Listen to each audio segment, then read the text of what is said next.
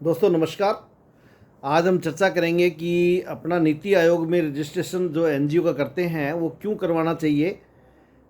हर किसी एनजीओ को अपना ट्रस्ट का, सोसाइटी का रजिस्ट्रेशन नीति आयोग में या एनजीओ दर्पण में क्यों करवाना चाहिए, करवाने के फ़ायदे क्या हैं, करवाना क्यों चाहिए, उसके बाद में करवाने के बाद में क्या होता है, ये सारी बातें जो है वो आज हम अपने इस वीडियो में चर्चा करेंगे। सबसे पहले तो अपने इसके बारे में बात करते हैं कि इसके लाभ क्या है। एनजीओ में संस्था को रजिस्टर अपने एनजीओ नीति आयोग एनजीओ दर्पण में अपनी संस्था को रजिस्टर्ड करवाने के लाभ क्या है। तो एक लाभ है सरकारी योजनाएं जो मिलती है वो आपको यदि लेनी है तो आपको ये कंपलसरी है कि आपको एनजीओ दर्पण में नीति आयोग में रजिस्टर्ड होना आपका ज़रूरी है। केंद्रीय सरकार की जितनी भी सहायता और स्टेट गवर्नमेंट की जितनी भी आपको फंडिंग लेनी है उसके लिए आपको ज़रूरी है कि आपका ट्रस्ट या सोसाइटी जो है वो एनजीओ दर्पण के तहत रजिस्टर्ड होना चाहिए।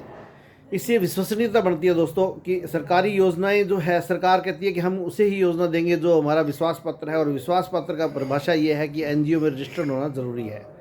पारदर्शिता इसमें आती है। विदेशी अनुदान जो मिलता है वो भी आप एनजीओ रजिस्ट्रेशन करवा करके अपना और उसके बाद में एनजीओ दर्पण के अंदर रजिस्टर्ड करवा करके ले सकते हैं। इसमें आप सरकारी अनुदान ले सकते हैं। आपको एनजीओ दर्पण की जो साइट है उसके ऊपर अनेक प्रकार के ऐसे साधन एक लिंक मिलेंगे जिनके ऊपर जा कर के आप अप्लाई कर सकते हैं। इसी प्रकार से आप सरकारी विभागों से संपर्क कर सकते हैं। विशिष्ट पहचान संख्या आपको मिलती है एनजीओ दर्पण नीति आयोग के रजिस्ट्रेशन से।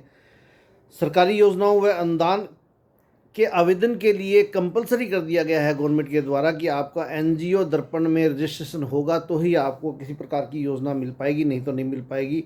आप विदेशी अनुदान या दान किसी प्रकार का या किसी प्रकार का कोई गौशाला या कोई भी काम करते हैं तो आपके लिए ज़रूरी है कि आप एनजीओ दर्पण में रजिस्टर्ड हो।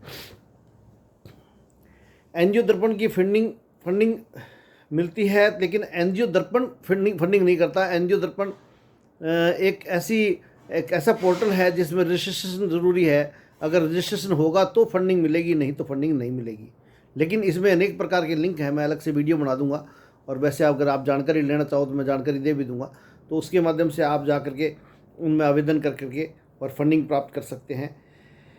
आपको एक विशिष्ट पहचान संख्या मिलती है जिसमें जिस विशिष्ट पहचान संख्या का आपको आगे आगे जा करके उल्लेख करना है। अब तो दोस्तों बहुत ज़रूरी कर दिया है कि कोई भी फंड लेना है तो एनजीओ दर्पण में आपको रजिस्टर्ड होना ही पड़ेगा, अन्यथा आपको नहीं मिलेगा, अप्लाई भी नहीं कर पाओगे आप। विदेशी अनुदान, एफसीआरए, पीएमएलए, सीआरएस फंडिंग आदि के लिए ये बहुत ज़रूरी है। एटीजी में रजिस्ट्रेशन करवाना है तो भी आपको ये एनजीओ दर्पण में रजिस्ट्रेशन ज़रूरी है। बैंक अकाउंट खुलवाना है तो भी आपको एनजीओ दर्पण में रजिस्ट्रेशन होना आवश्यक है। इसी प्रकार से सभी चीज़ों में एनजीओ दर्पण होना बहुत ज़रूरी है। और इसके बाद में आपको कुछ जानकारियाँ भी आप चाहेंगे तो आपको मिल जाएगी, जहाँ से फंडिंग मिलती है तो वहाँ से आप आवेदन भी लगा सकते हो। तो दोस्तों ये ज़रूरी है कि आपके पास यदि ट्रस्ट है, सोसाइटी है, तो आप एनजीओ दर्पण के माध्यम से अपने आप को रजिस्टर्ड करवा करके एक पहचान संख्या प्राप्त करें। अब इसको अप्लाई करने का तरीका क्या है? अप्लाई करने का तरीका ये है कि एनजीओ दर्पण की साइट है, वेबसाइट, उसके ऊपर जा करके थोड़ी प्रक्रिया लंबी है, जटिल है थोड़ी, और इसके अंदर ओटीपी वगैरह भी काफ़ी आते हैं और ईमेल एड्रेस पर ओटीपी अलग आता है, और इस पर आपके मोबाइल नंबर पर ओटीपी अलग आता है, पासवर्ड वगैरह बनाए जाते हैं, काफ़ी कुछ है। तो ये सारी चीज़ें करने के बाद में आप एनजीओ पोर्टल पर रजिस्टर्ड हो जाते हैं और फिर आपको इसके लाभ लेने के लिए आप एलिजिबल हो जाते हैं और आप इसमें आप फंडिंग प्राप्त करने के लिए कहीं भी आवेदन कर सकते हैं। या ये समझिए कि एनजीओ का अस्तित्व एनजीओ पोर्टल पर रजिस्टर्ड होने से ही होता है। तो दोस्तों अगर आपको इस संबंध में कोई और कोई जानकारी चाहिए या रजिस्ट्रेशन संबंधी कोई आपको ऐसा लगे कि रजिस्ट्रेशन करवाने के लिए दिक्कत आ रही है तो आप मेरे 7976485064 पर मेरे से संपर्क कर सकते हैं।